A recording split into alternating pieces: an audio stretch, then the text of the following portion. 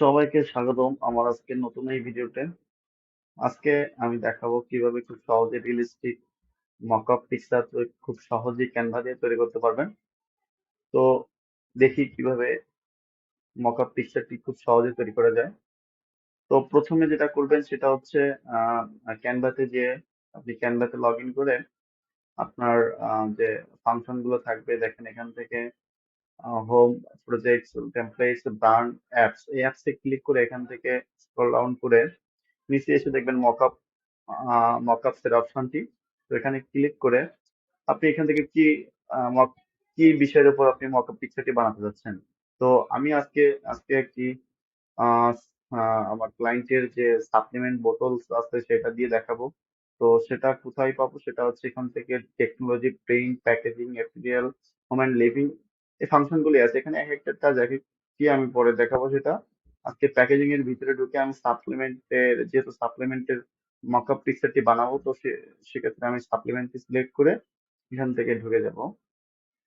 তো দেখেন এখানে অনেক বোতল সাইজ এখানে আছে। তো আপনার ক্লায়েন্ট বলে দেবে আপনাকে যে আপনার লেভেলের সাইজটি কত, পিক্সার কি কিরকম কি সাইজের হবে। তো এখান থেকে যে কোনো একটি পিক্সার সিলেক্ট করতে হবে এখানে।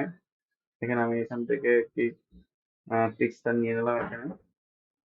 এখান থেকে উম, আসার পর এখান থেকে সিলেক্ট বাটনে ক্লিক করে এখান থেকে এটি সিলেক্ট করে দিব। তো দেখেন আমি যে বোতলটি নিয়েছি সেটা কিন্তু একুরেট ভাবে আহ, বোতলটি একুরেট ভাবে ম্যাচিং হয়নি। তো আমার মনে হয় বোতলটি সাইজ ভুল নেওয়া হয়ে গেছে। তো দেখেন এটা নিয়ে দেখি। তো এটা নিয়ে দেখি কেমন কি হয়। এটাই হবে। তো দেখেন খুব সহজেই বোতলের লেভেলটি এখান থেকে করে ফেলছি। জাস্ট এখান থেকে আপনি চাইলে অ্যাডজাস্ট ইমেজ করতে পারেন। এখান থেকে ছোট বড় করে যদি আপনার মনে হয় যে এটা একটু বড় হবে বা ছোট হবে, তো এখান থেকে সেভাবে আপনি অ্যাডজাস্ট করে নিতে পারবেন।